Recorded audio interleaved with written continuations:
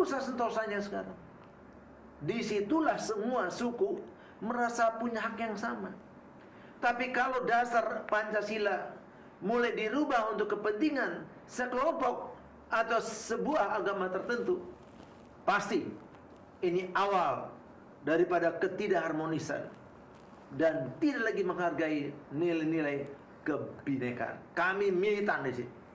Walaupun kami tahu ancaman dan tantangan tidak sedikit, tapi kami tidak pernah berhenti karena tujuan kami mulia untuk Indonesia yang sejahtera berdasarkan Pancasila. Bisa Bapak sebutkan apa saja hasil dari perjuangan PDS selama ini? Wah, kalau saya sebutkan bisa panjang ceritanya ini. Tapi begini deh, saya kasih pointer-pointernya aja. Pertama-tama kami menolak kalau ada rumah ibadah yang ditutup. Karena salah satu visi kami adalah memperjuangkan masyarakat Indonesia yang bebas beribadah dan mempunyai kerukunan dan kesetaraan serta damai sejahtera. Jadi karena itu setiap rumah ibadah yang dirusak, kami minta pemerintah menindak tegas. Karena kami tidak mau ada rumah ibadah yang ditutup yang bukan oleh Pemda. Jadi masyarakat tuh nggak boleh nutup sembarangan, apalagi preman-preman. Mesti kita bikin tegas itu. Dan waktu berjumpa dengan Wakil Presiden, kami bilang, kalau sampai ada penutupan gereja harus oleh Pemda, dan sampai ada pembukaan rumah ibadah harus ditindak orang itu, karena itu melanggar hak asasi manusia. Dan dalam memperjuangkan kebinekaan, kami ingat sekali waktu subsidi BBM ditujukan salah satunya untuk sekolah-sekolah negeri dan madrasah. Kami katakan maaf kepada Ibu Menteri, apakah agama di Indonesia cuma agama Islam sehingga hanya madrasah yang dibantu? Barulah ibu itu mengerti dan katakan, maksudnya apa? Kenapa tidak bantuan juga kepada agama yang lain?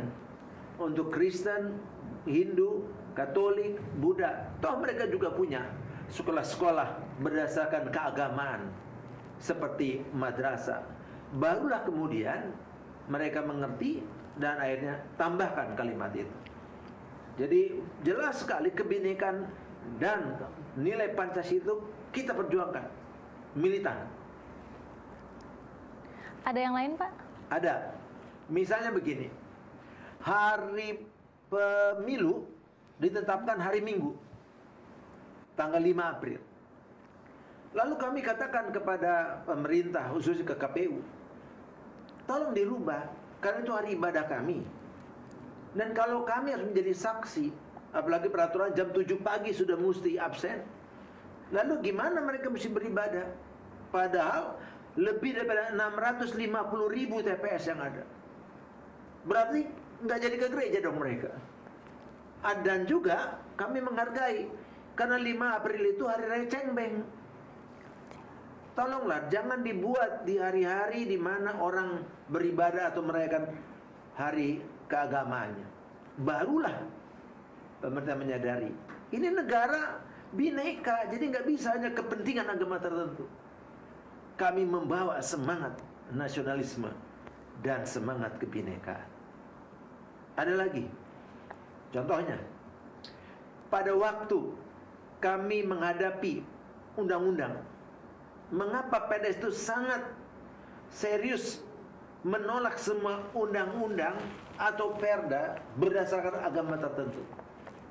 Saya kasih ilustrasinya. Femi adalah seorang muslim, betul kan? Iya. Dan katakan saja seorang muslim yang rajin membawakan dakwahnya berdasarkan Al-Quran.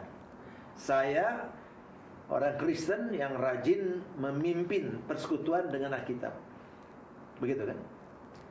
Nah, saya mau tanya, kalau satu hari Femi menjadi wali kota, kebetulan saya juga jadi wali kota, nilai apa yang dibawa? Nilai agama atau nilai Indonesia?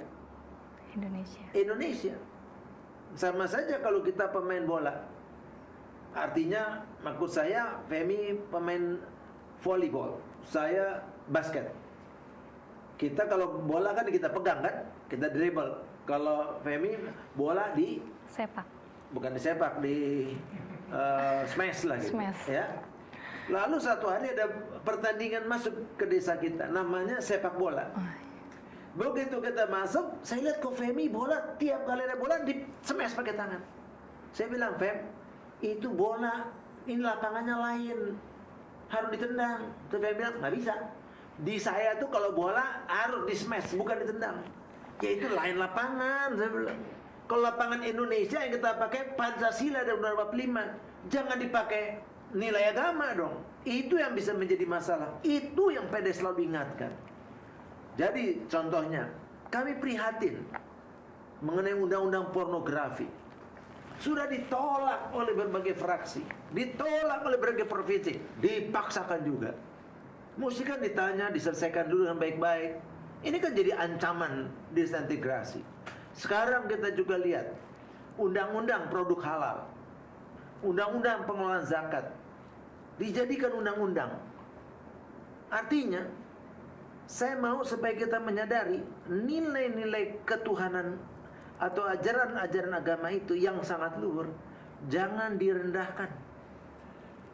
Nanti kalau dibikin mengenai cara-cara ibadah dan sebagainya, secara agama dan secara undang-undang, nanti orang melaksanakan undang-undang dan perda itu bukan lagi karena ketaatan, tapi ya saya bahaya juga nih, nanti sama bupati bisa ditangkap. Jadi mereka melakukan itu karena bukan lagi takut Tuhan, karena takut manusia. Janganlah nilai-nilai yang luhur dari keagamaan direndahkan menjadi peraturan-peraturan daerah atau undang-undang. Biarlah mereka taat karena mereka mengerti agama mereka. Jangan dibuat lebih rendah daripada itu. Sebagian orang mengatakan tidak perlu lagi ada PDS karena umat beragama sudah terwakili di partai-partai lain. Bagaimana Bapak menyikapi pendapat ini? Iya, pertama-tama saya katakan hal itu melanggar hak demokrasi. Karena kalau demokrasi itu dijamin undang-undang, bahkan berpartai politik pun dijamin undang-undang, di mana dikatakan dalam Undang-Undang 45 setiap warga negara berhak untuk berserikat, ya. Dan selanjutnya menyatakan suara dan sebagainya. Jadi berhak berserikat inilah yang kita gunakan. Dan kita menyalurkan kepentingan orang-orang atau masyarakat yang suaranya tidak tersalurkan oleh partai politik yang ada. Banyak kita dengar partai-partai yang berlabel nasional. Tapi pertanyaannya, apakah mereka mau benar-benar berdiri di depan apabila hak-hak untuk beribadah, yaitu hak-hak asasi yang paling utama itu dilanggar? Apakah mereka mau paling depan? Dan kita lihat banyak mereka lebih menjaga image-nya, atau takut nanti kalau membela kelompok tertentu mereka kehilangan citranya. Tapi PDS tidak peduli kelompok mana, kita nomor satu. Karena ini melanggar hak asasi manusia. Kalau kita sudah takut pencitraan dan sebagainya, berarti kita takut berbicara tentang kebenaran. Kami siap, karena kami katakan setiap warga negara harus bebas beribadah kepada Tuhannya sesuai dengan ajaran agamanya masing-masing. Karena itu PDS perlu didukung supaya benar-benar Indonesia mempunyai hak kebebasan beribadah yang merupakan nilai yang paling tinggi dalam hubungan kita dengan Tuhan. Bagaimana keyakinan Bapak untuk peluang pemilu di saat 2009 ini? Baik, Wemi.